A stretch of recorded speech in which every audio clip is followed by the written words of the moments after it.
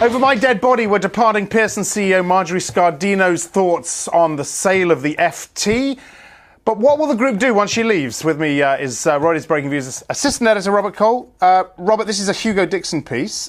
Clearly, just before we get to his views, clearly the general thinking is that a sale of the FT is now more likely because she loved it and she's going. And it was often seen, as that statement you just read out said, as being the block, and it just was not going to happen. Just very quickly, Scardino was in charge. But I'm saying the new guy, Fallon, we don't know what he thinks about the FT, do we? No, absolutely not. He might love it too. I think he's made a statement this morning fairly neutral, but certainly not saying it's on the blocks. Not that he would say that, but he said something along the lines of part of the FT, part of the Pearson family. So we know that he doesn't hate it, whatever. No, I think the point we've got to get across here is that, of course, it is now more likely that the FT will be sold because Marjorie Scardino said, over my dead body. But that does not necessarily mean that it's going to happen. And there are some quite good reasons to suggest that FT will stay within the Pearson group. And what are those?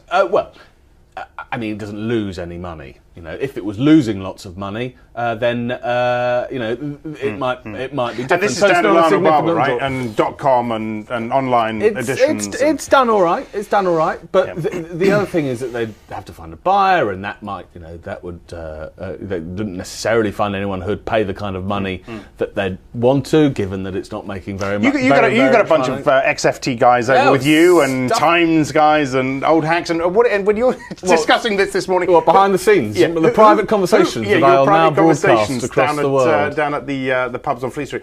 Who would buy the FT? Well, what names have you bandied about? Reuters has been mentioned as a possible buyer itself, although I think that's a long shot. We could have Russian zillionaires, we could have Murdoch, we could have all sorts of people who'd be interested. It is a classic trophy asset, and I think that the trophy nature of the asset comes back to is probably the reason why we might see the FT within the Pearson group, because it's a nice thing to have. I mean, there may be an argument that Pearson would be better thought of by investors if it was a pure sort of educational publishing group.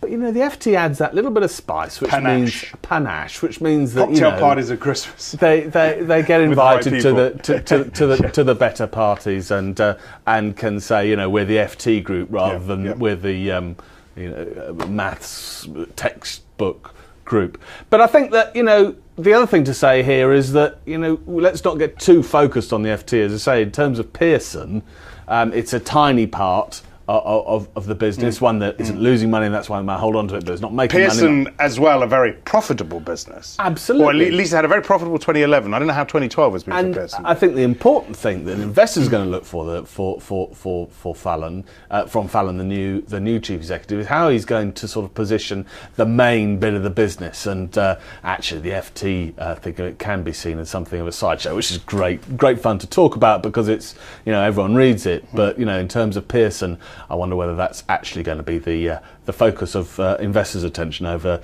the coming 5 years or so. Okay, very good. Thanks a lot, Robert. For more financial insight, watch our US Breakingviews show every day, 12:30 Eastern, 17:30 BST.